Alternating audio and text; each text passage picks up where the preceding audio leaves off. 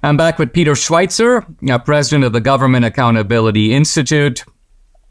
Peter, you have been perhaps the most indefatigable researcher and tracker of the Biden money trail. You were on this topic long before all these House committees were looking at it, and yet they keep digging and digging. And for a long time, the kind of progressive line of defense of the Bidens, well, initially was that he doesn't know anything and the Biden family's in the clear. Then it moved to, well, Hunter Biden was probably trying to leverage his dad's influence, but without his dad's knowledge or participation.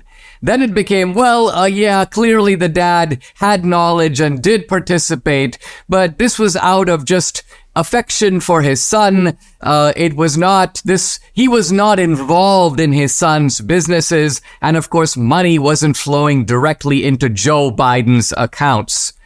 But now it seems that we are perhaps at the fourth base in which at least some money is flowing directly into Joe Biden's accounts. And not only that, but it seems to be flowing with a little bit of camouflage. You've got this rather suspicious loan repayment that seems to appear at the bottom of every check, but there seem to be no original loans that need to be repaid. So can you talk about the significance of the latest findings and where this is likely to lead?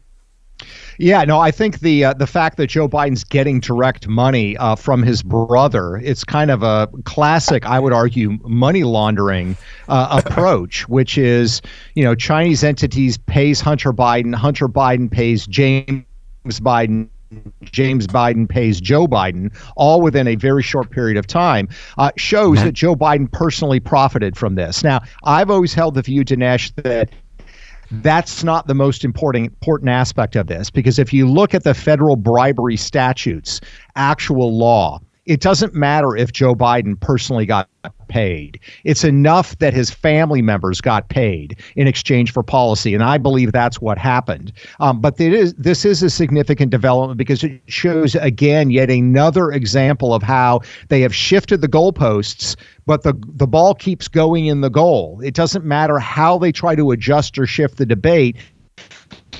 Their position has been proven wrong. And I think that we are headed for a very specific case of the impeachment of Joe Biden.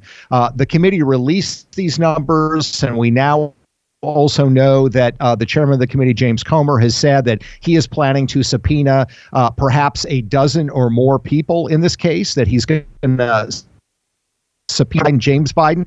It was even floated that he might subpoena Joe Biden.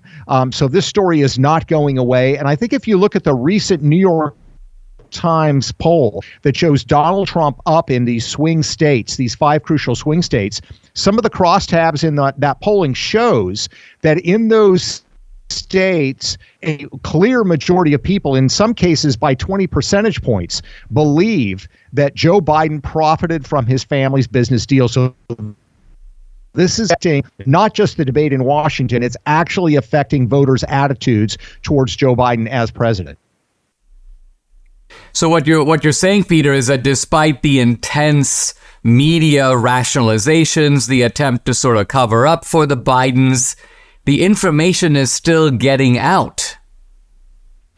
Yeah, this is a grounds for some optimism. I mean, we've been very concerned about the control of information by the government, but this shows that despite that control, the information can still get out. And what you're seeing is people care about this information. So we have to have some grounds for optimism going forward, that if you keep sharing the information and getting it out there, it can still have a very real tangible effect today in America. I certainly hope so. Peter Schweizer, thank you very much. Really appreciate you joining me. Thank you. Guys, I'd like to invite you to become an annual subscriber to my Locals channel, and if you do, you get the film Police State for free or included in your subscription. I post a lot of exclusive content at Locals, including content that's censored on other social media platforms. At Locals, you get Dinesh Unchained, Dinesh Uncensored. You can also interact with me directly I do a live weekly Q&A every Tuesday. That's tonight.